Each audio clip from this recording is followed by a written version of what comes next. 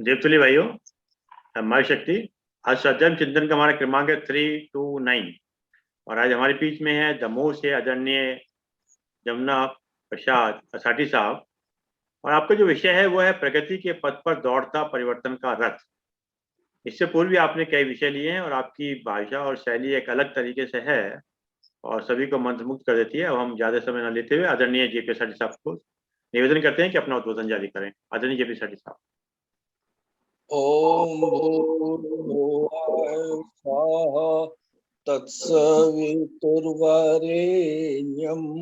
भर्गो देवस्य धीमहि धियो यो नः प्रचोदयात्।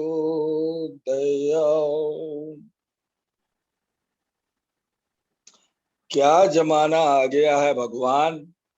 अभी कुछ लोग बोलते हैं, हमारे साथी लोग जो पुराने हैं, क्या जमाना आ गया है भगवान। ये दिन भी देखना थे हमको। हम समझे नहीं कि वो क्या कहना क्या चाहते हैं। बात तो होती, अरे बोले ये जमाना है। कपड़ा, खाना पीना, चलना बोलना, घर कुटुंब सब कुछ ऐसा लग रहा है जैसे बिल्कुल अराजकता फैल गई हो, जैसे कुछ है ही नहीं। धर्म भी नहीं है, प्यार भी नहीं है, स्नेह भी नहीं है, कुछ नहीं है, सब कुछ।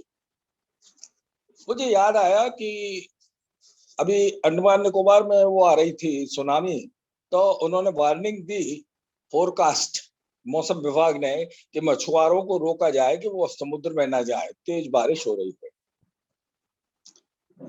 मुझे एकदम याद आ गया कि ये प्रीकास्ट कैसी है। प्रीकास्ट है या फोरटेलिंग है।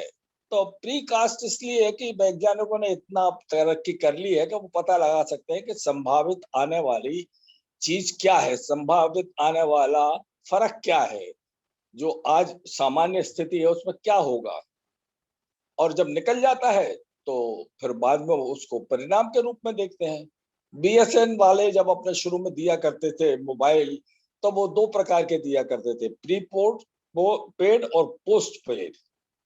प्रीपेड का मतलब ये है कि आप एडवांस जमा कर दो पहले और आप अपना उपयोग करते रहो। और पोस्ट पेड का मतलब ये है कि जितना आपका बिल आएगा खर्च का, उतना हम आपसे ले लेंगे। लेकिन ये प्रथा जल्दी बंद हो गई। चलिए ठीक है।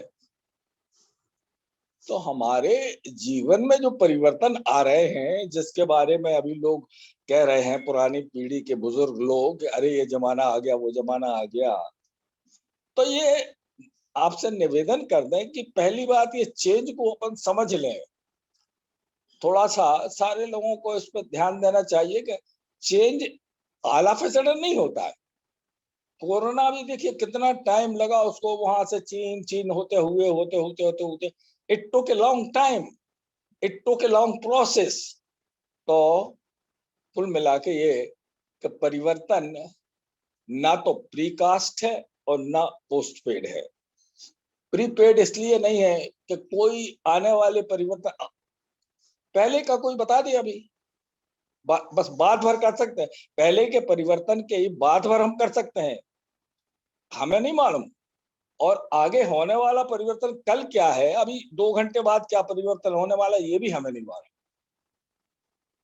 तो बार बार पूरे समय गीता की, धार्मिक ग्रंथों की, बड़े बड़े विद्वानों की बात होती रहती है और वो कहते हैं कि 84 लाख योनियों में आदमी को अपनी जीवन यात्रा पूरी करना पड़ेगी। कैसे करेंगे? ऐसे ही हर आदमी ऐसे ही चला जाएगा? नहीं साहब, बस एक स्थिति आएगी कि वो आदमी जीवंत ना हो के मिट्टी हो जाएगा, जला दिया जाएगा, गाड़ दिया जाएगा और उसके बाद उसको नया चोला पहना दिया जाएगा और अपनी आगे की यात्रा पे निकल जाएगा। हम बैठे तिरुवनंतपुरम से और पहुंचे रांची। हमने कहा बाप रे, कहाँ आ गए ये। बीच में बहुत सारे प्रांत मिले, बहुत सारी हरियाली मिली, बहुत बिल्डिंग्स मिली, बहुत स्टेशन मिले, तमाम सब कुछ मिला। लेकिन अंत में जब हम आए रांची तो हमने अपना माथा पीटा के साथ हम कहाँ आ गए। लेकिन चूंकि वो हम उस ट्रेन में बैठे जो आगे जा रही थी, तो हमें तो आना ही आना था, चाहे वहां उतरते और आगे आले स्टेशन पर उतरते। ये परिवर्तन जो है, ये हमें देखना ही पड़ेगा, ये हमें समझना ही पड़ेगा, इसको हमको महसूस करके, अनुभव करके एक प्रकार से भुगतना या भोगना ही पड़ेगा। परिवर्तन इसी का नाम है। परमात्मा का प्रकृति से जितना संबंध है, उससे ज्यादा संबंध उसका परिवर्तन से है। रोज रोज एक एक ऑप्शन, एक एक की लैपटॉप पे दबाने के लिए भगवान को फुर्सत तो है नहीं कि ये सब करें, उसे सब फिक्स कर दिया है और उसी के अनुसार क्रमशः परिवर्तन होते रहते हैं। और श्री कृष्ण, भगवान श्री कृष्ण ने, योगीराज कृष्ण ने अर्जुन को समझाते समय अनेक बार ये बात कही। अर्जुन तो निमित्त थे, बात पूरी दुनिया को समझा रहे थे कि बेटे नित्य और अनित्य में अंतर तो समझ जाओ तुम। ये सारा परिवर्तन होगा और एक स्थिति ऐसी आएगी, इसलिए तुम आसक्ति मत रखो। तुम्हें पता नहीं उस परिवर्तन में कहा जाओगे। तो कोरोना में तो सुबह जो आदमी मिला शाम को मिला ही नहीं, परिवर्तन हो गया। असल में परिवर्तन को हम ऊपरी तौर पर और उसको थोड़े से दायरे में देखते हैं, छोटे से दायरे में देखते हैं। जरा कपड़े अपने उसने दूसरे प्रकार के पहन लिए जैसे हम नहीं पहनते, तो हमको असहजता का भाव होने लगा। ये परिवर्तन नहीं, परिवर्तन इज ए प्रोसेस। ये जो ट्रांसफॉर्मेशन होता है, ये चलता है और ये ईश्वर के यहाँ व्यवस्था है उसकी। उसमें बिल्कुल सब ऑटो उसमें डले हैं मोड में और आगे काम होता रहता है। उसमें थोड़े बहुत बीच में निमित्त जुड़ जाते हैं कि ऐसा हुआ, ऐसा हुआ, ऐसा हुआ। निमित्त तो भगवान को जोड़ना ही पड़ेगा। निमित्त तो भगवान ने है, बिना निमित्त के तो कोई काम करना नहीं। उन्होंने तो सिनेमा में गाना कर दिया कि करते हो सब काम आप, नाम मेरा होता है। ऐसा ये है कि करे भगवान, नाम निमित्त किसी आदमी का हो जाए। यहाँ पे किसी को वैज्ञानिक बना दे, करने वाला वो है। किसी को डॉक्टर बना दे, करने वाला वो है। किसी को डाकू बना दे, करने वाला वो है। क्यों? अच्छा, उसके अरे अब छोड़ो, भगवान की बात कितनी करेंगे। भगवान तो ऐसा है, विराट है, जिसने इतने बड़े ब्रह्मांड की रचना कर दी, उसकी बात क्या करना। डाकू क्यों बन गया? एक जरासी घटना से। वैज्ञानिक कैसे बन गए? अखबार बेचने वाले एपीजे कलाम, जरासी घटना से। तो ये छोटी मोटी घटनाओं के लिए निमित्त बनाता रहता है भगवान, लेकिन उसका क्रम जो ऑटो मोड में है वो परिवर्तन का चलता रहता है। फिर देखे कौन करेगा इसकी? है कोई विभाग भगवान के यहाँ ऐसा जो परिवर्तन का काम देखे? है, है। उसने कहा, वो तो मैंने आपको बताया कि सबसे ज्यादा अगर कोई शांतिपूर्ण क्षीर सागर में विश्राम कर रहा है बिना किसी टेंशन के पूरे ब्रह्मांड के, तो वो भगवान है, परमात्मा है, भगवान विष्णु है और बैठे हुए हैं शैया पर आराम के साथ। माता जी उनके पैर दाब रही है, उनको दुनिया की कोई चिंता नहीं। गाय अगर चली गई, देवता अगर चले गए, फरियाद लेके सुन ली, उस समस्या को उन्होंने निदान कर दिया। तो फिर किसके जुम्मे सौंपा ये काम? अरे काल के जुम्मे सौंप दिया। जिसको आप महाकाल कहते, वही काल है। काल को तो एक बार फिर भी आपने घड़ी में कैद कर लिया है, इसलिए देखते हो कि 5, 6, 7। महाकाल तो वो है जो किसी को नहीं पता, आज तक देखा ही नहीं किसी ने, और सब काम चल रहा है, सब काल पे छोड़ दिया। अच्छा, हम तो ये समझते थे कि काल मृत्यु का पर्याय है। काल आया और ने कहा साहब काल के गाल में समा गए। अरे भैया, ये नाम है, काल है समय, और समय को ऑटो मोड में डाल दिया है उन्होंने। और ये कह के कि सब काम तुमको निर्धारित समय पर। हम आपसे पूछते हैं रेलगाड़ी का आविष्कार उस सन में क्यों हुआ, उसके पहले क्यों नहीं हो गया? पुष्पक विमान उस समय चलते थे, आगे क्यों नहीं चले? ये सब है। उसमें निमित्त बनाया था कि पुष्पक विमान भी बन सकता है, भगवान राम को भेज के एक उदाहरण दे दिया। तुम लोग पृथ्वी पर रहने वाले आदमी हो, ज्यादा विश्वास करते नहीं हो, हम में विश्वास नहीं करते हो तो हम में कैसे नहीं विश्वास करते? अरे हमें नहीं मानते हो, तुम ईश्वर को नहीं मानते हो, तो तुम क्या मानोगे दुनिया? क्यों, कैसे नहीं मानते? अच्छा वो देखा ना, मैंने 400 एकड़ जमीन खरीद ली है, वो 3 मंजिल बिल्डिंग मेरी है, वो कॉम्प्लेक्स मेरा है, वो 3 लड़के। अच्छा, मेरा मेरा मेरा। अच्छा हुआ क्या विनायक कक्कर साहब ने कल परसों तू मैं वाली बात बता दी। मैं गुरुदेव ने पहले ही कहा कि पहला तो आप अपनी डिक्शनरी से मैं शब्द निकाल दीजिए, हम कीजिए, और हम हो गया। उसको हमने कुतर्क से जरूर ये कहा कि साहब इसका तो प्लूरल हो जाता है, अगर मैं को हम कर देंगे तो वी होगा। बोले नहीं, मैं अंदर का मैं मानना है। गुरुदेव ने कोई ड्रेस रखी, बोले काय के ड्रेस रखना है? बोले नहीं साहब एक रख दो। बोले ड्रेस इसलिए रख देते हैं, ये पीले कपड़े के, अब जेपी असाटी कोई और नहीं है, बस एक है। इसके इसके अंदर सारे रंग समा गए हैं। ना वो प्रोफेसर है, ना टीचर है, ना शिक्षाविद है, ना व्यापारी है, ना बड़े परिवार का मुखिया है। एक है, क्या है वो? ये पीले कपड़े वाला है, जो श्री राम शर्मा आचार्य जी से जुड़ा है और गायत्री परिवार का काम करता है। तो साहब ऐसा क्यों? अरे बोले गोरखा राइफल्स को और महार रेजिमेंट को आप कैसे पहचान को, राजपूत राइफल्स को कैसे? सबकी ड्रेस अलग अलग दी ना? हाँ दी। अरे अरे आई एम सॉरी। तो ये उन्होंने काम जब महाकाल को सौंपा, काल को सौंपा, तो काल तो बस एक ही बात जानता है, इसके अलावा उसके पास कोई और उपाय नहीं है। एक उपाय है कि चलते जाओ चलते जाओ चलते जाओ अनंत। जैसे सूर्य का है ना, रोज उगो, तुम्हें कोई फुर्सत नहीं। रोज रोज तुमसे कहेंगे अरे भैया 5:30 बजे उगो, नहीं, रोज उगो रोज डूबो। सूरज चंद्रमा का कह दिया कि तुम प्रकाशित करो पृथ्वी को। तो ये सारी बातें परमात्मा ने नियत कर दी हैं।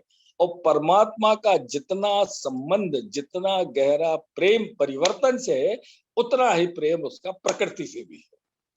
प्रकृति में परिवर्तन तो वो करता है, लेकिन बहुत से परिवर्तन प्रकृति के माध्यम से करता है।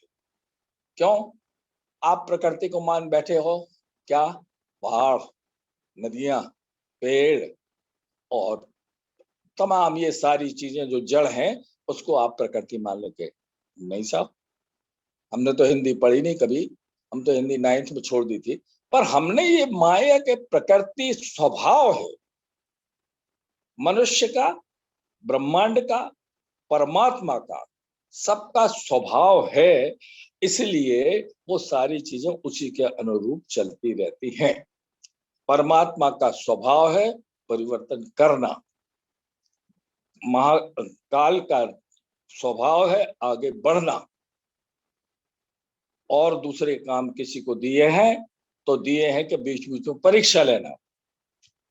चरक से कह दिया होगा या चरक के गुरु से कह दिया होगा कि बीच में देख लेना जरा लोग अपने स्वास्थ्य के बारे में ठीक है नहीं। उन्होंने कहा ठीक है, 100 साल हो गए हैं, देखते हैं, एक बार प्लेग आया था 100 साल पहले, इस बात भी देख लेते हैं, कोरोना भेज के कितना लोग बाग स्वास्थ्य पे करते हैं ध्यान। नहीं, स्वास्थ्य पे ध्यान थोड़ी देख रहे थे, वो देख रहे हैं कितने लोग ईश्वर पर विश्वास करते हैं, कितने लोग दवाइयों पर विश्वास करते हैं, डॉक्टरों पर विश्वास करते हैं, विभिन्न ब्रांडों पे और लंबी चौड़ी बातों पर, और कितना ईश्वर पर विश्वास करते हैं। वो कहते हैं हे ईश्वर, बस केवल बचाने वाला तू है, तू हमको इस आपातकाल से निकाल, इस विपदा से निकाल। हम आपको क्या दे रहे हैं? कुछ नहीं, हम आर्त स्वर से आपकी प्रार्थना कर रहे हैं, बस। वो क्या कम, एक वही दवाई एक आदमी को बचा रही है, एक को नहीं बचा रही, इसका मतलब दवाई नहीं है उसका उपाय। हाँ, एक आदमी को ईश्वर बचा रहा है और एक आदमी को जाने दे रहा है। जाने वाला कम उम्र का है, रहने वाला ज्यादा उम्र का है, तो ये ईश्वर का करिश्मा नहीं तो क्या है? दवाई तो दोनों को दी थी। तो मैं आपसे निवेदन कर रहा था कि परिवर्तन का जो क्रम है वो चलता जाता है। इन दिनों हमने अभी आपको माथा ठोक के बात बताई, 2-3 बातें, उसके पीछे आशय ये है कि हमारी सोच, हमारी दृष्टि, असल में ये है वाह्य दृष्टि, ये चक्षुओं का काम है जो हमें भगवान ने दो दिए है ना, इनका काम है देखना। लेकिन अंतर चक्षु कुछ और देखते हैं, दिव्य दृष्टि कुछ और देखती है, त्रिकाल दर्शी कुछ और देखता है। अरे तो ऐसे कहाँ, ऐसे तो बहुत ही साहब लाखों करोड़ों में एक आध होते हैं। हाँ होते हैं, ये थोड़ी। तो चक्षु चक्षु सबको है, गरीब अमीर मजदूर छोटा बड़ा बच्चा सबके पास चक्षु है। और चक्षु को तो फिर चक्षु से देख, चक्षु से वो उतना ही देख सकता है जितना देखना चाहे। एक सीमा के बाद फिर उसको बंदिश हो जाती है, उसके बाद नहीं। हमें 1 किलोमीटर दूर तक दिखाई दे रहा है कि एक गाड़ी आ रही है, उसके आगे नहीं दिखाई देगा, और पास की चीज तो दिखाई देती है। तो हम चक्षुओं से जो देखते हैं, अपनी आंखों से जो देखते हैं परिवर्तन, वही हमें परिवर्तन लगता है, जबकि वास्तविक परिवर्तन नहीं है। वो तो इसका एक समझ लीजिए कि पूरे पैकेट का एक लेबल है, ऊपर लगा हुआ है परिवर्तन नाम का एक पैकेट आया है ऑनलाइन पे, उस पर लिखा है परिवर्तन। उसके अंदर बहुत सारी चीजें छुपी है, वो देखने के लिए आपको बड़ा परिश्रम करना। आपने 1 मिनट में ले लिया, परिवर्तन का पैकेट हो। तो परिवर्तन आप जो देखते हैं, फिर तो क्या करें उसके लिए? कुछ नहीं करना आपको, तो परिवर्तन होने दें। हाँ होने दें, क्योंकि वो आपके हाथ में नहीं है, वो आपकी व्यवस्था नहीं है। तो हमारा क्या रोल है परिवर्तन में? आपका रोल है, जब आप बच्चे थे, जब आप नौजवान हुए, उसके बाद आप बुजुर्ग हुए, आपके आपके हाथ में थी कोई चीज, क्यों नहीं आपने की?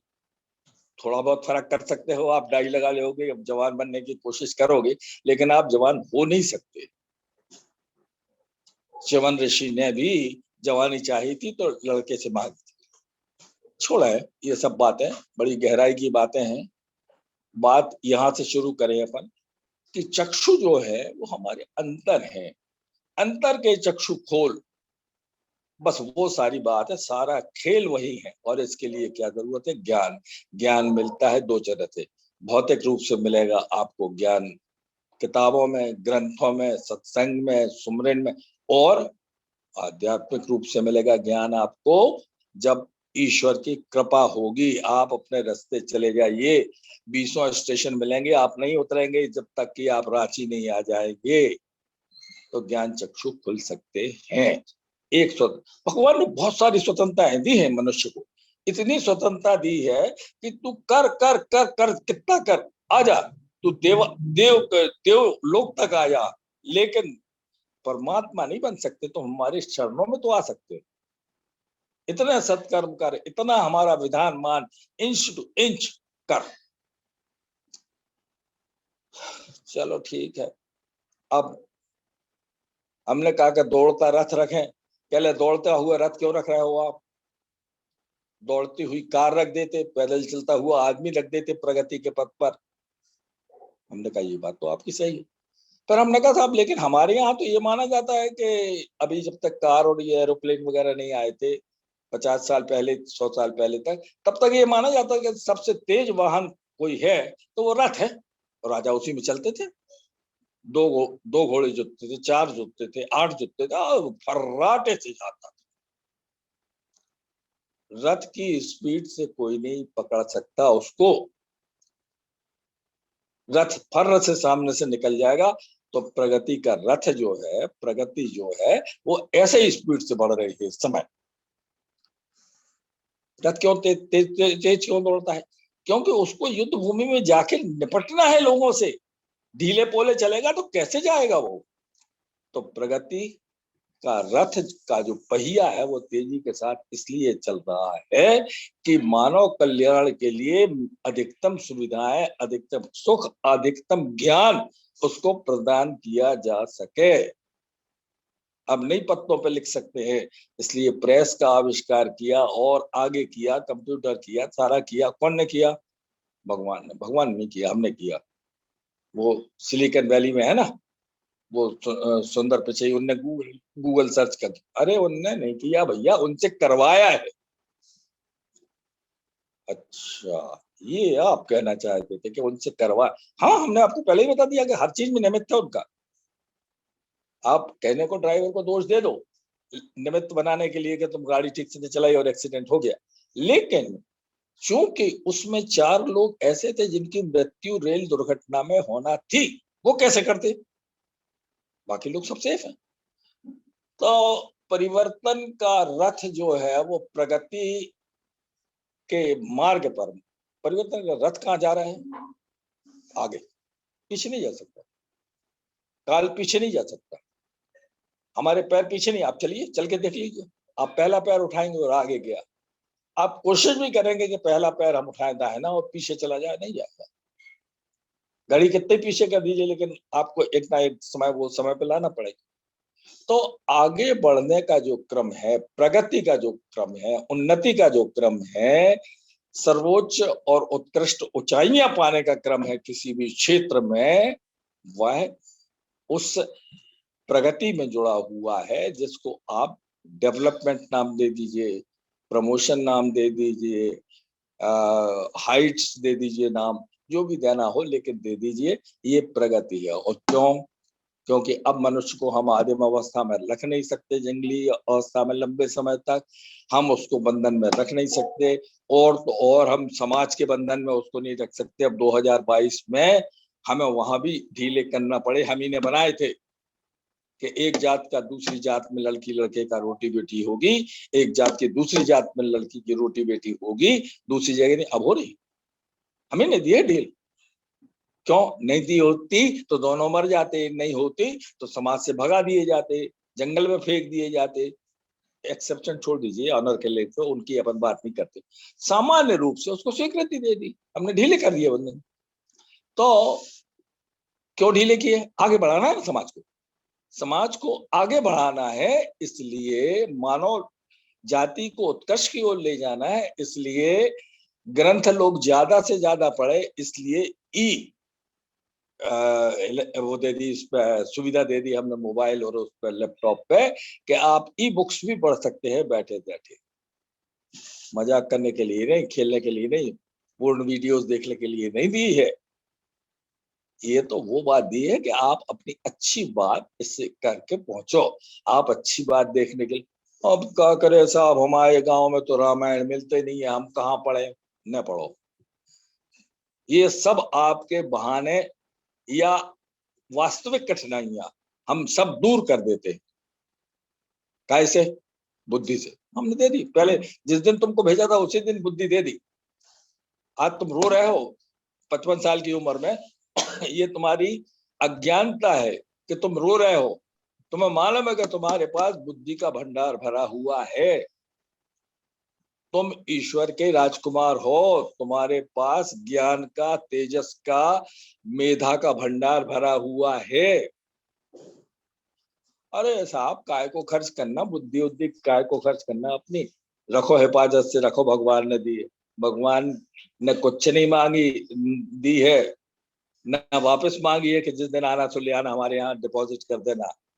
बुद्धि उपयोग करने के दिए दी है प्रभु, आप करते नहीं हो। हमने तो ज्यों की त्यों रख दीनी चदरिया वाली बात कह दी है कि जो हमने दिया था उसका पूरा उपयोग किया। आपने चदरिया कौन सी रख दी? जिस पर दाग नहीं। दाग लगेंगे तो फिर हम आपसे एक्सप्लेनेशन पूछेंगे। दाग क्यों लगे? आप बुद्धिमान हो, आप विद्वान हो, आप ज्ञानी हो, फिर क्यों ये दाग लगे? मैं निवेदन ये कर रहा था कि प्रगति को परमात्मा ने जोड़ के रखा है।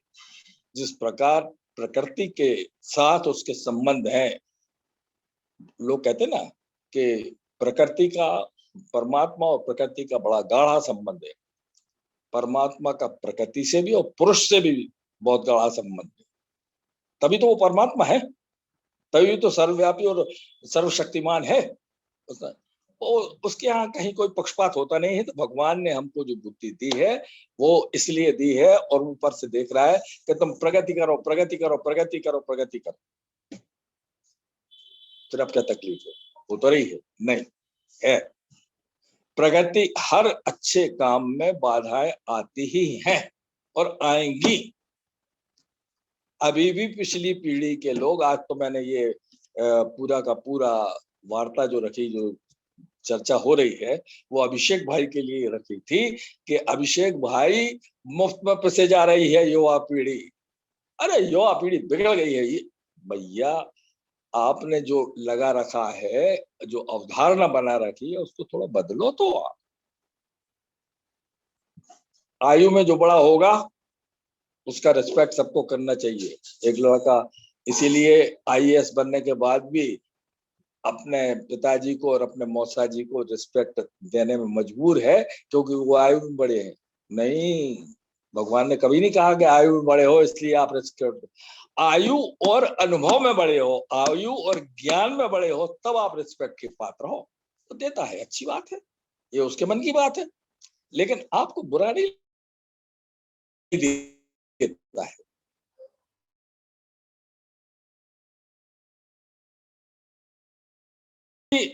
कभी हमें क्यों नहीं समय निकालते हम थोड़ा सा देखने के लिए। 100 बार कहते हैं कि जिसकी जैसी जाके जैसे नदियां नारे, वाके वैसे गड्ढे, और जाकी जैसे, इस तरह की कोई एक बड़ी बुंदेलखंडी कहावत है। अर्थात जिस माता पिता के जैसे जैसे वो होंगे वैसे ही उसके लड़के होंगे। तो मैं आपसे ये कह रहा था कि उस दिन जब संस्कारों की बात आई तो आपने ना उसकी तरफ देखा ना अपने तरफ देखा। कर रहा है भगवान। क्यों साहब, हमको क्यों आप विचलित कर रहे हो? क्यों आप हमको भौतिक सुखों की ओर ले जा रहे हो? क्यों हमारी इंद्रियों में रस का पान ज्यादा करा रहे हो? क्यों हमको बड़ा आदमी बनाने और धनाढ़ बनाने के लिए प्रेरित कर रहे हो? कर रहे हैं हम। भगवान साफ कहते हैं कि कर रहे हैं हम आप। लेकिन आपके साथ विवेक तो है, उसको कहने क्यों नहीं उपयोग करते? गायत्री महांस में बैठी हैं, छीनीर करो, जो गलत है छोड़ दो, जो सही मान लो। अब उसमें हजार आप इफ बट परंतु किंतु निकालोगे अपनी सुविधा की दृष्टि से कि आपकी अवधारणा पर चोट ना पहुंचे। आपकी अवधारणा है, हजार तर्क है उसके। अगर एक अंतरजातीय शादी हो गई, या किसी ने बच्चा अडॉप्ट कर लिया, या किसी ने कुछ और कर दिया, तो आपकी हजार, ये धर्म विरुद्ध काम है। धर्म कौन सा है? धर्म में तो कहीं नहीं लिखा है ऐसा। धर्म में तो ये लिखा है कि जो लोग पति पत्नी बने उनकी जन्म पत्री थोड़ी सी देख लो, अगर आपके यहाँ विद्वान कोई उपलब्ध है, और देख लो कि दोनों सुख रहेंगे।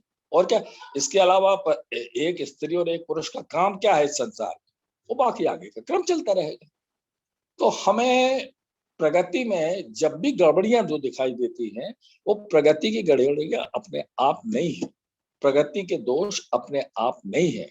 ये भौतिकतावादी प्रगति, ये उपभोक्तावादी प्रगति, ये शारीरिक आकर्षण, ये धन के प्रति आसक्ति, ये सब के सब हमारे ही बनाए हुए हैं।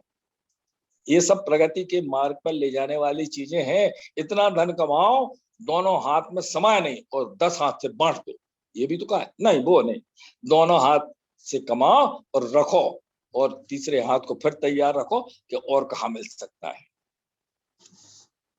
अरे भैया, प्रतिस्पर्धा की बात कही थी आपसे, प्रतिद्वंदता की बात नहीं कही थी। प्रतिस्पर्धा करो, प्रतिस्पर्धा प्रेरणा देती है। अमुक वकील साहब बहुत शानदार है, हम क्यों नहीं बन सकते? बन सकते। हम 4 किताबें ज्यादा पढ़ेंगे, 3 केस ज्यादा स्टडी करेंगे। अमुक डॉक्टर ऐसा कर सकता है, अमुक टीचर ऐसा कर सकता है। तो ये पूरी स्वतंत्रता हमारे पास है, और हम उसी के आधार पे ही प्रगति करते हैं। ये प्रगति का जो आज नक्शा हम देख रहे हैं वो यही है। अब उसमें कुछ नुक्ताचीनी, मोबाइल आया तो उसमें, भैया किसने कहा कि ये सब ऐप डालो? ना करो, आप अपने मतलब की बात रखो उसमें। कंप्यूटर आया तो लड़के बहुत लेजी हो गए, होंगे ही लेजी। उनसे बोलो कि शाम सुबह अपने टहलने के लिए जाएं। नहीं, हमने लड़के को बुढ़ापे का सहारा दिया था। भगवान ने कहा था कि तुम्हारे पास लड़की होगी तो बुढ़ापे का सहारा होगा, और लड़का लड़की होगी तो दूसरे घर का उजियारा होगा, और अगर लड़का होगा तो तुम्हारे घर का सहारा होगा। तुमने एक मशीन लगा ली, मनी मेकिंग मशीन, और पढ़ो और करो और प्रमोट। कहा पता लगा कि साहब कनाडा में है, पता लगा कैलिफोर्निया में है, और हम तरस रहे लड़के की दो बातें सुनने के लिए। हे भगवान, आप तो कहते थे बुढ़ापे में सहारा बने, अब हम इतने साल के हो गए, हमारे हाथ पैर से के लोग आए हैं, पैसा तो खूब मिलता है, हमारी भी पेंशन मिलती है, लड़का भी कहता है जितने पैसे चाहिए। अरे हमें पैसा नहीं चाहिए भैया, हम कितना खाते हैं, दो रोटी तो खाते हैं, हमें आपका प्रेम चाहिए, हमें आपका सामीप्य चाहिए, वो नहीं दे पाए। नहीं साहब, हिंदुस्तान में आएंगे तो फिर हमको आधे पैसे में, अरे भैया आधे नहीं चौथाई मिले, प्रेम तो रहेगा। मूल बात, आप ईश्वर के खिलाफ काम कर रहे हो और आप कह रहे हैं प्रगति में गड़बड़ है। ईश्वर ने प्रगति इसलिए दी थी कि आप अपने घर को, अपने माता पिता को, सबको खुशहाल रखो। वो जाए तो अंतिम सांस में उनका निकला कि हाँ, मेरी लड़की, मेरा लड़का, मेरी पत्नी क्या है। तो आजकल ये बात बहुत बार निकलती है, मॉडर्नाइजेशन हो गया है, लोग छोटे कपड़े पहनने लगी हैं लड़कियां, लड़के पतलून पहन, अब वो बरमूडा पहनते ना, वहां पर मजदूर पहनते, अब उन्होंने अपनी सुविधा से अमेरिका, बरमूडा और डेनिम दो गांव के नाम है अमेरिका में, तो उन्होंने निकाले कि भाई तुम अब कीचड़ में जाते हो, धान रोपते हो, गेहूं करते हो, तो तुम्हारे लिए बरमूडा निकाल दिए। अब तुम उसका दुरुपयोग यहाँ करोगे तो हम क्या करें उसके लिए। हमने साहब गलती नहीं की, तुम जानबूझ के बदमाश हो, तुम जानबूझ के अपनी बुद्धि का उपयोग तो कर लेते हो, उसको खरीदने में जाके पैसा खरीद ले और 1400 रुपए के ट्राउजर्स ले आए, लेकिन अपने विवेक को कह रहे और बैठो, तुम्हें छोड़ो, तुम्हें अब नहीं हमें पहनना पैंट, छोटे कपड़े वो पहनती हैं या बड़े कपड़े।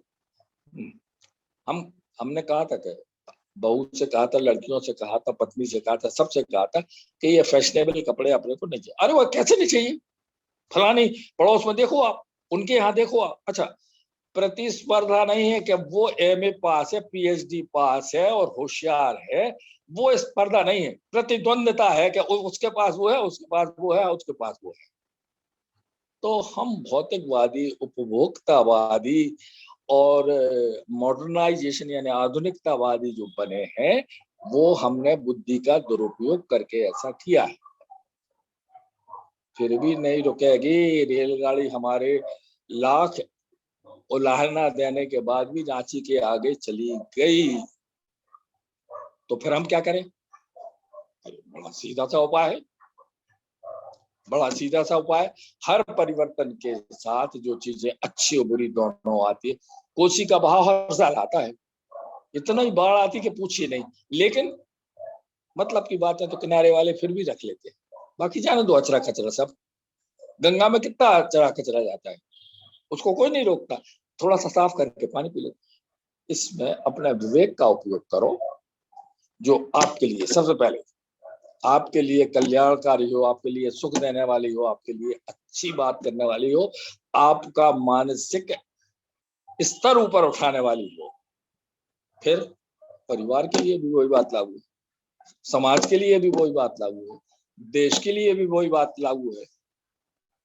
गीता में कहा गया है कि साहब क्रोध मत करो, क्रोध से देखो इतना बड़ा हानि हो गई। क्रोध नहीं करेंगे तो क्या करेंगे। परसों हम सेट लाए और आपने गिरा दिया, तोड़ दिया 400 रुपए का सेट, क्रोध नहीं आएगा। अरे प्रभु, वो टूटना ही था, बस टूटना था। हम आलसी अरे आलसी मत बनो, समेटो उसको, उसके जो टुकड़े पड़े हैं। टूटना था तो हम इसलिए कह रहे हैं कि भगवान ने वो व्यवस्था बनाई थी। वो लड़का तो दूर से निकल रहा था, लेकिन उसका जो साथ में सामान लिया था वो टच हो गया। नहीं यार, क्या बताएं, बैठे ठाले 5 लाख रुपए हमारे डूब गए। आपके पास तो, आप तो काफी बड़े आदमी हैं, हाँ क्या 40-50 करोड़ रुपए तो कमा लिए हैं, तो है हमारे पास, तो 5 लाख के लिए क्यों परेशान हुए। अरे वाह, पसीना का पैसा है, क्यों छोड़ेंगे हम उसको। तो उन्होंने कहा, हमने कहा कि साहब आपका तो एक पैसा नहीं गया। कह लगे आपको नहीं मालूम, सब थाने में रिपोर्ट दर्ज है, हमारे पास बही खाते लेके। हमने कहा वो पैसा था नहीं आपका, जो पैसा आपका था वो आपके पास है। अच्छा, तो भगवान ने जो व्यवस्था की है वो ये की है कि जो आपका है वो कोई छुड़ा नहीं सकता, और जो आपका नहीं है वो किसी ना किसी रास्ते निकल जाएगा। अगर आपको इतना विश्वास भगवान पर है, आपको इतना विश्वास अपने आप पर है, तो कभी कुछ नहीं होगा। बहुत बार, कितनी बार कह दिया, रोज सुबह से शाम तक सुनते सुनते थक जाते हैं। लड़के की नौकरी नहीं लगी, व्यापार नहीं चल रहा है, वो मकान नहीं बन पाया, वो यूं हो गया, वो सेंटरिंग वाले नहीं आए। यार भाई साहब, क्यों ऐसा करते हो? आपसे कह दिया कि जो आपके भाग्य में था, भाग माने प्रारब्ध, डेस्टिनी, लक जो है वो कहीं नहीं गया है, वो रखा है आपके पास। जो ले गया 5 लाख, वो 5 करोड़ भी ले जा सकता था, पर जाना तो 5 ही लाख थे, और समय से पहले हो नहीं सकता। हमारे पिताजी बहुत अर्थाभाव में थे, अचानक उनके मुंह से ऐसे ही निकल आया। 2-4 बार हमने भी सुना, हमारी उम्र 12-13 साल की होगी, हम 9th-10th पढ़ते थे। बोले जब हमारा लड़का 16 साल का हो जाएगा, तब एक ज्योतिषी ने बताया है कि आपकी काया पलट हो जाएगी। समय से पहले नहीं। अब 2 साल उन्होंने अपने कष्ट किसी तरह से जैसे पहले निकलते थे निकाले।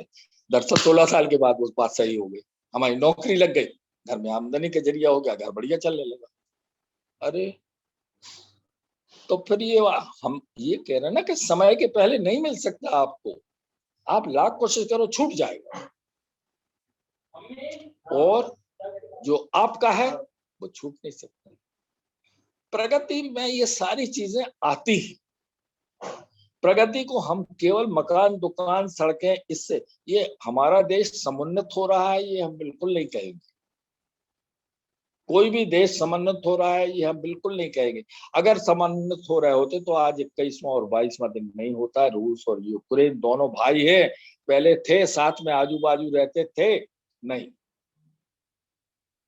समन्वित वो होता है कि हमने उन भाव संवेदनाओं को कितना जोड़ा एक दूसरे के साथ। पैसा तो जोड़ लिया, आड़ में हथियार जोड़ लिए, लेकिन वो चीज नहीं जोड़ पाए। क्यों? जिसको आप काम, क्रोध, मद, लोभ, लोभ कहते हो, लालच नहीं है। अरे लालच, लोभ क्या बात है, ये सब तो है। आप कहते हो, थोड़ा सा बुरा लगे, अप्रिय बात है, लेकिन फिर भी कह देते हैं यहाँ पे, जिनको थोड़ा बुरा लगे उनसे क्षमा मांगते हुए, कि अंग्रेज यहाँ पर इस लालच से नहीं आए थे कि उनको यहाँ राज करना है। अंग्रेज आए थे ईस्ट इंडिया कंपनी लेके कि यहाँ के मसाले, यहाँ का कपड़ा, यहाँ की चीजें अपने यहाँ ले जाएं, और इस गरीब देश में लोग भोले भाले हैं, इनका उपयोग करें, करते रहे। हमें किसी ने समझा दिया कि नहीं, वो तो बहुत लालची थे। लालची तो हर आदमी होता, अगर लालची नहीं हो तो आगे नहीं बढ़े वो। अगर हमें इस बात का लालच ना हो, इस बात का लोभ ना हो कि हमें एक अच्छे भोजन मिले, तो हम सब्जी रोटी खाएंगे नहीं। आज सवेरे खा लिया कौन? तो मैं निवेदन ये कर रहा था कि प्रगति का एक नियम होता है, और वो प्रगति अपने क्रम से चलती है। अब फर्क एक आ गया, जो आपने पहले टोका था वागीश जी ने, कि आपने रथ लिखा है सो प्रगति का रथ है। स्पीड बढ़ गई है, 20-30 साल से स्पीड बढ़ गई है, सोचने की, समझने की, मानने की, न मानने की। अब हम डंके की चोट पर झूठ बोल सकते हैं, अब हम डंके की चोट पर गलत काम कर सकते हैं। ये स्पीड परिवर्तन की जो है, करो। वो तो पहले भी उसका वही सिस्टम था कि जो जैसा करेगा वैसा भरेगा। तो मैं निवेदन ये कर रहा था इस समय आपके समक्ष प्रस्तुत करते हुए, कि परिवर्तन को हम केवल एकांगी दृष्टि से न देखें, कि जो परिवर्तन आज हमें समाज में दिखाई दे रहा है, संसार में दिखाई दे जा रहे हैं, वो सब खराब है। मैं तो ये कहता हूं कि ईश्वर के दरबार में, ईश्वर की डिक्शनरी में, ईश्वर की किताब में जब कोई चीज मनुष्य के लिए खराब लिखी ही नहीं है, तो खराब हो कैसे सकती है? हो सकती है जब जेपीएसआरटी का दृष्टिकोण बदल जाए, जब जेपीएसआरटी गलत काम करने लगे, जरूर होगी। हम अगर थोड़ी सी गंदगी डालेंगे, जाएगी पानी में, गंगा भला ही बहुत ना बचे। तो हमें अपने दृष्टिकोण को, और हमें अपने कृत्यों को, विचारों को करना चाहिए। Last but not the least, एक बात कहते जरूर, हमने आपको उस दिन बताया था, हम हमें इस बात पे बहुत तकलीफ होती है। हमें, माने, I am talking of JPSRT individually, I feel a lot of, you say regret, I feel a lot of sorrow, I feel a lot of shame. हम इतने असहाय हो गए कि जो हमें टीवी पे दिखाया जा रहा है वही हम मान लेते हैं। अगर वो कम कपड़े पहनो, तुम जाओ, तुम पैसे कमाओ, हम नहीं पहनेंगे कम। अगर तुम वो दवाई का प्रचार कर रहे हो, हमारे काढ़े में हमारी तबीयत ठीक हो रही, तो हम क्यों छोड़ेंगे? I have got this, I know this, I have got this much of knowledge है, लेकिन हम इग्नोर करते, और यही इग्नोर आप इग्नोर करते हैं, ईश्वर भी इग्नोर करता है आपको। लेकिन अंत में इग्नोरेंस का कहीं ना कहीं, तो लॉ में कह दिया है, बिल्कुल साफ कोर्ट में कहा है, ignorance is not a excuse in the books of law, in the court of law. Ignorance is no excuse. आपको अगर कोई चीज नहीं मालूम, आप पता लगाओ, पता लग जाएगी। आप ये कह के नहीं बच सकते कि साहब मुझे नहीं मालूम था ऐसा, कि ये आदमी को मैं चाकू मारूंगा तो ये मर ही जाएगा। तो आपको मालूम होना चाहिए कि चाकू मारोगे मर जाएगा, आपको सजा हो जाएगी, और आप उसके बाद कोर्ट से फरियाद कर रहे हो कि साहब मुझे मालूम नहीं था कि ऐसा हो जाएगा। सब मालूम है, और मैं आपको दावे के साथ कह सकता हूँ, किसी आदमी से बात कर लीजिए, उसको सब मालूम है। क्यों? जब उससे बड़ी बात उसको मालूम, तो ये छोटी बातें नहीं मालूम। मर्डर अकेले की बात नहीं है, कोर्ट की बात नहीं है। जब एक भाई का दूसरे भाई के साथ जमीन का झगड़ा होता है, जब एक रिश्तेदार का दूसरे के साथ मनमुटाव होता है, जब एक पार्टनर का दूसरे के साथ होता है, व्यापार होता है, इंडस्ट्री होती है, जब हम एक्सप्लॉयटेशन की तरफ बढ़ते हैं मजदूरों का, जब हम इंडस्ट्री लगाने पे सरकार से स्कूल के लिए जगह देते हैं और इंडस्ट्री लगा देते, तब नहीं मालूम आपको? सब मालूम है आपको, सब मालूम है। हम उसको इग्नोर करते हैं, हम ये मान के इग्नोर करते हैं कि देखो कितना बड़ा धोखा हम दे रहे हैं। हम ये मानते, कौन देखता है, पटवारी आरआई वगैरह सबने तो रिपोर्ट लगा दी, अब तो ये जमीन मिल ही जाएगी। एक छूट गया, वो ऊपर वाला वो तो देखता है, वो देखता है। और अगर दोनों बातें हैं, अगर आपको ऐसा लगता है कि प्रगति में दोष है, दुर्गुण है, छांट लो, निकाल दो। पानी अच्छा नहीं आ रहा है इंद्र नगर पालिका का, छान के पी लो। पर पानी नहीं पिएंगे, या पानी पानी को जो देंगे, या नगर पालिका को सुबह से शाम तक कोसते रहेंगे, ये कोई मजेदार बात नहीं है। तो मित्रों, हम अपनी बुद्धि और विवेक का अधिकतम उपयोग करें। इस प्रगति के जमाने में वो सब अच्छी चीजें ग्रहण करते जाएं। बड़ी मुश्किलों में भगवान ने हमें बड़ा भाग्यशाली बनाया है। हमारे पिताजी को, हमारे पुरखों को नहीं बनाया कि ऐसा डेवलपमेंट उन्होंने देखा हो कि अमूल की फैक्ट्री आनंद में दूध रात को बनता है और सुबह हमारे यहाँ उसके पैकेट मिलने लगते हैं फ्रेश दूध के। बाप रे, कमाल हो गया। महीने भर की जर्नी 24 घंटे में, तो उसमें सब छांटना पड़ेगा। ये भी किसी आदमी ने सोचा होगा ना। ये जितनी जितनी प्रगति देख रहे हो, जितनी उन्नति देख रहे हो, चाहे वो टेलीविजन की हो, चाहे मोबाइल की हो, चाहे जिसको आप प्रगति मानते हो, चाहे सोफे की हो, चाहे ड्राइंग रूम की हो, चाहे डिजाइन की हो, चाहे कलाकृति की हो, ये सारी की सारी आदमी नहीं तो की है ना, और किसी और कोई आया था करने के लिए। और फिर भारत में जो प्रगति हुई है, अगर आगे निकल गए हम, विश्व गुरु वाकई बनने की दिशा में जा रहे हैं, तो श्रेय हमें मिलेगा, भगवान भी देगा, और हम भी पूरे आत्मविश्वास के साथ सीना चौड़ा करके कह देंगे कि साहब ये हमने प्रगति की है। और अगर नहीं की होगी, हमसे दूसरे आगे निकल जाएंगे, तो फिर हम भले ही उसको लीपा पोती करते रहे, मैनिपुलेट करते रहे, लेकिन बात तो रहेगी वही कि हम नहीं कर पाए वो प्रगति। और हम प्रगति इसलिए नहीं कर पाए। अब एक आखिरी बात और कह दूं, एक बात हमें ये नहीं समझ में आता है आज भी, बहुत साफ कह रहा हूं, किसी को नाराजी होना हो तो वो यहाँ भी हो ले, और मोबाइल पे नहीं तो हमको व्हाट्सएप पे भेज दे। ये पुरातन पंथी और ऑर्थोडॉक्स लोग कब बदलेंगे? जाने के बाद? क्यों नहीं बदल रहे आप? ऑर्थोडॉक्स मान लिया, उस समय देश काल परिस्थिति के अनुसार जो चीजें बनाई थी उसके आप विशेषज्ञ बने थे, पर आज आप ऑर्थोडॉक्स की कैटेगरी में आ गए, आज कंजर्वेटिव की कैटेगरी में आ गए, आज आप पुरातन पंथी कहलाने लगे। जरा सी बात पे झगड़ा हो गया, गुस्सा हो गया, अरे यार 30 साल में खड़े, जूता उतार दिए, मुझे नहीं, उनको नहीं उतार। तो भैया बता दो यार, हमें नहीं मालूम था, पहली बार आए, आप तो डांटने लगे हमको। मंदिर में आए काहे के लिए हो आप? तो मैं ये कहना चाहता था आपसे कि इन लोगों को अपना चश्मा, अपना सोचने का, एक शब्द में कहें, माइंडसेट, अपना माइंडसेट बदलना पड़ेगा। हम फिर इस बात को कहते हैं जो मैंने आपको शुरू में कही थी अभिषेक भाई को लेकर, आज की युवा पीढ़ी सबसे भाग्यवान, सबसे कर्तव्यनिष्ठ, सबसे परिश्रमी है। सिलेक्ट उदाहरण मत बताइए हमको, ना हमें चाहिए, हमें मालूम है, लेकिन हमसे ज्यादा ऊर्जावान है। और हम, अरे साहब हमने बहुत संघर्ष किया है, आपको तो मालूम नहीं हमने कैसे दिन काटे। अरे भैया हमने मान लिया, हमें कुछ नहीं, अब काहे को निकाल रहे यार उसको। अब उसको हाथ को कहने से क्या, अभी बताओ, just tell me, I would like a question before, I would put a question before everyone. हमारे परदादा ऐसे थे, हमारे पिताजी ऐसे थे, हमारे ऐसे थे, हमारे ऐसे थे। What you are in the present, that is important. What you are in the present, that is important. नहीं तो फिर हम कहते हैं, हमारी बुंदेलखंडी में कहावत है कि हमारे यहाँ तो घी के घड़े भरे रहते थे और हमारे 5 पीढ़ियों से हम घी खाते जा रहे हैं। क्या यार झूठ मत बोलो, कहले नहीं हो तो सूंघ लो, अभी भी इसमें हमारी हथेली में देसी घी की बात आ रही, सुगंध आ रही है। तो मित्रों, मैं परिवर्तन का विषय मैंने लेने का उद्देश्य एक ही रखा था।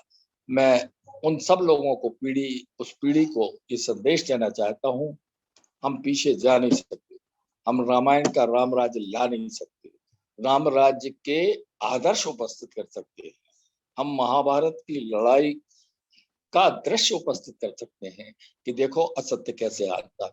हम पुरानी सब चीजें, और सब पुरानी चीजों पर गर्व करना, एक अंग्रेजी में कहते हैं नॉस्टैल्जिया, अतीत अनुराग। हम बस जुड़े हैं अपने अतीत अनुराग से, हमारा अतीत ऐसा था, अतीत अरे होगा आपका अतीत, हम नहीं कर रहे उसको, वो तो लिखा है इतिहास के पन्नों में, ग्रंथों में लिखा है। अब क्या हो ये बताओ, अब की बात कर रहे हैं, और आगे क्या होना है ये क्या है, आपका कोई नक्शा नहीं है आपको। हालांकि आपके नक्शे से कुछ होना नहीं, लेकिन आगे क्या नक्शा है ये हम वाला। पहले बहुत पर्दा होता था, बड़ी मान मर्यादा थी, लोग पैर पड़ते थे घर में, ये नहीं था, कोई अगर घर में परिवार में दूर के रिश्तेदार विडो हो जाती तो उसको अपने घर में रख, ये तमाम अच्छे गुण हमारे यहाँ थे। लेकिन आज है क्या, नहीं है। तो लाओ, इन्हीं शब्दों के साथ आप सबको मैं प्रणाम करता हूँ, और मैं समझता हूँ कि मेरा मतलब तो पूरा हो ही गया है। धन्यवाद आदरणीय जेपी सेठी साहब। आपने आज प्रगति के पथ पर दौड़ता परिवर्तन का रथ लिया, और जैसा कि आप गुरुदेव के विचार जोड़े हैं तो जानते हैं, गुरुदेव की पहली किताब का नाम था मैं क्या हूँ, और आखिरी किताब का नाम था परिवर्तन के महान क्षण।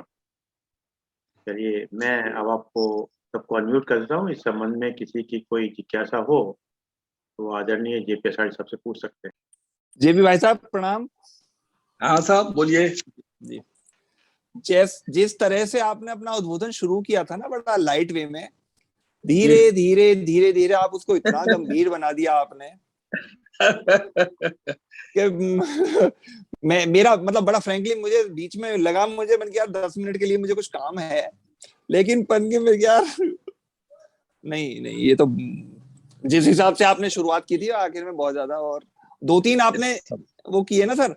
एक तो दूसरे आप थोड़ा थोड़ा जैसे बस बस बस ठीक है, ये जैसे ना कोर्ट में क्या होता है सर, मैं बड़ा कोर्ट की प्रोसीडिंग्स, सामने वाले ने रिक्वेस्ट की, कोर्ट कहेगी ऑल राइट लास्ट अपॉर्चुनिटी देते हैं हम आपको, ये काम कर दीजिए, नहीं करा अगली डेट फिर आ गई, ठीक है लास्ट एंड फाइनल अपॉर्चुनिटी दे देते हैं, ठीक है जी, उसके बाद नहीं last final and the final opportunity, इसके बाद आपको कुछ नहीं।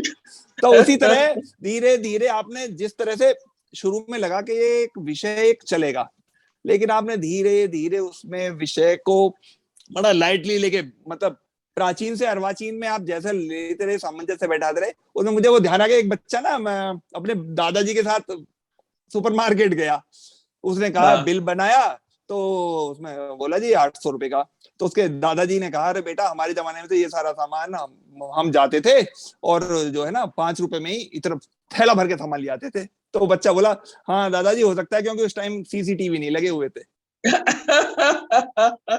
क्या बहुत बढ़िया वागी जी। तो बच्चों का ये है।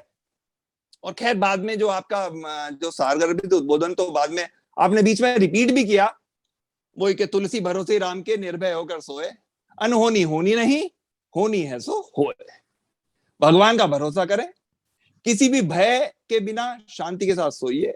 कुछ भी अनावश्यक नहीं हो सकता, कुछ भी अनिष्ट नहीं हो सकता, और अगर यदि अनिष्ट होना है तो वो होकर रहेगा। इसलिए बेकार की चिंता और उलझन छोड़कर मस्त रहना चाहिए। ये तो गोस्वामी जी ने बहुत दिन पहले लिख दिया था। खैर, बहुत आनंद आया, बहुत बहुत बहुत आपको सर साधुवाद है। और आप ऐसी नए नए ऐसे मतलब रोचक विषय लेके आते रहे और सब हम सबको ज्ञानवर्धन देते रहे। कालरा सर हमारे सर हैं, वो मुस्कुरा रहे हैं मेरी बात सुन के, या हो सकता है आपके उसमें। धन्यवाद सर। ईश्वर ने प्रकृति में सारी पोटेंशियलिटीज डाल रखी हैं, जो जो होना है उसके सारे पोटेंशियल संभव हैं, कुछ भी संभव असंभव नहीं, हर चीज संभव है और पॉसिबल है। तो प्रकृति का तो वैसे भी नियम है, आप अगर नदी में नहाने निकले हैं तो जो आपने पैर डाला तब पानी और था, उसके बाद जब तक सिर डुबोएंगे तब तक पानी बदल जाएगा सारे का सारा ही। एक स्नान किया दूसरे स्नान तक पानी बदल चुका होगा सारे का सारा ही। तो प्रकृति का तो नियम है, इसमें लगातार परिवर्तन है और होने ही चाहिए। बिना परिवर्तन के तो हम किसी भी तरह से रह नहीं सकते, और बिना परिवर्तन के तरक्की संभव ही नहीं।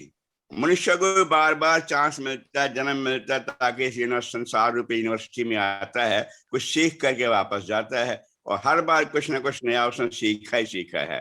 और ऐसे सीखते सीखते कोई ऐसा समय आएगा जब वो पूरी ईश्वरमय हो जाएगा। बहुत अच्छा आशाती साहब, आपका तो जो वे है एक्सप्रेस करने का अपने आप में निराला है। शुरुआत जिसमें आपने सिर पर हाथ रखे की थी तो बिल्कुल उदास आदमी जैसा होता है, और उसके बाद जो आप लेकर गए हैं बहुत सुंदर। चलिए, और किसी कोई जिज्ञासा, कोई प्रश्न बनता हो तो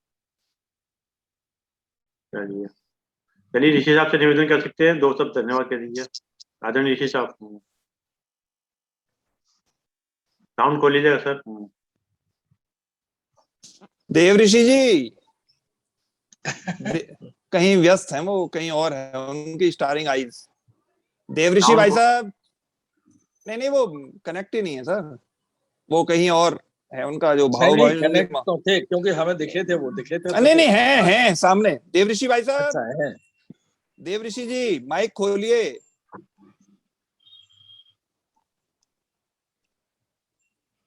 चलिए, नैब साहब से निवेदन, 2 शब्द, नैब साहब से धन्यवाद। नैब साहब बोलिएगा 2 शब्द। बहुत बहुत धन्यवाद साथी जी, आपने जिस तरह से सबका उद्बोधन किया और जिस तरह से प्रारंभ करके अंत तक ले आया है एक बिल्कुल नए स्तर पे चीजों को, उसके विषय में तो काला साहब ने भी कह दिया और वागी साहब ने तो काफी विस्तार में इस बात को बता ही दिया है। और उन्होंने उसको बहुत अच्छा उदाहरण देकर बताया, एक बहुत छोटा सा एक चुटकुला सुनाते हुए किस चीज़ों को उस तरह से आपने चीज़ों को एक्सप्लेन किया। ये आपकी अपनी कला, आपकी विशिष्टता है। और आप इस ग्रुप में जुड़ने के बाद जिस तरह से आपने इसमें अपना योगदान किया, चाहे श्रोता के रूप में हो और चाहे एक प्रवचनकर्ता के रूप में, वो अत्यंत ही उसकी पूरी पूरी प्रशंसा की जानी चाहिए। क्योंकि हमने देखा कि कई बार आप किसी विषय से अगर आपका विचार मेल नहीं खाते हैं, आपकी चीज़ समझ में नहीं आती है, या आप उस पर अपनी बात नहीं कह पाते, तो उसको बाद में व्हाट्सएप पे बड़ा अच्छे से लंबा सा हिंदी में लिख के, इंग्लिश में लिख के आप उसको फॉरवर्ड करते हैं ग्रुप के मेंबर्स के पास। वो आपकी वही आपके बोलने में, वही वक्तृत्व में भी आ जाता है। उसी तरह से आप अपनी बात को समझाते हैं। वो मतलब विषय के अंदर जाकर विषय को समझाना, मतलब ऐसा ना हो कि सामने वाला सुने उसके ऊपर ऊपर से निकल जाए। ये आपका हमेशा प्रयत्न रहता है कि आप अच्छे से बात को कहें, और जिस तरह आप समझ रहे हैं कम से कम उस तरह सब लोग उस चीज़ को समझ सकें। ये आपकी कला है, ये आपका क्षमता है, ये आपकी स्टाइल है, जो शैली शुरू में भी कही थी अरविंद जी ने। तो आपकी बुरी बुरी प्रशंसा। आपको बहुत बहुत धन्यवाद। आज का आपका विषय बहुत बहुत समयोचित था और समकालीन था और बहुत आवश्यक भी था। बहुत बहुत धन्यवाद। धन्यवाद आदरणीय एनके नैब साहब, और धन्यवाद आदरणीय जेपी साहब, आपने समय निकाल कर समय दिया। और जैसा कि एक विचार, उसका 3 ओंकार ओम का उच्चारण है। आज का विचार है, जो दिल में है, जो दिल में है उसे कहने की हिम्मत रखिए। जो दिल में है उसे कहने की हिम्मत रखिए। और जो दूसरों के दिल में है, और जो दूसरों के दिल में है उसे समझने का हुनर रखिए। अच्छा, बहुत अच्छा। बहुत सुंदर। और जो दूसरों के दिल में है उसे समझने का हुनर रखिएगा। बिल्कुल रिश्ते सही। कभी नहीं टूटेंगे, रिश्ते कभी नहीं टूटेंगे। आइए 3 बार उनका उच्चारण करते हैं। ओम।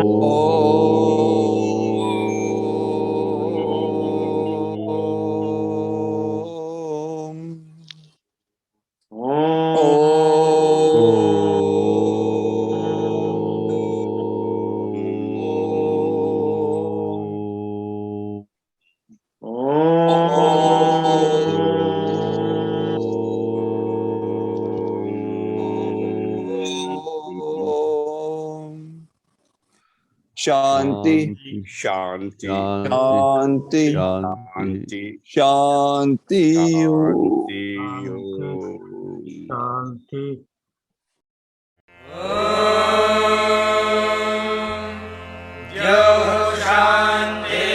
शान्तिरन्तरिक्षं शान्तिः पृथिवी शान्तिरापः शान्तिरोषधयः शान्तिः वनस्पतयः शान्तिर्विश्वे देवाः शान्तिर्ब्रह्म शान्तिः सर्वं शान्तिः शान्तिरेव शान्तिः सा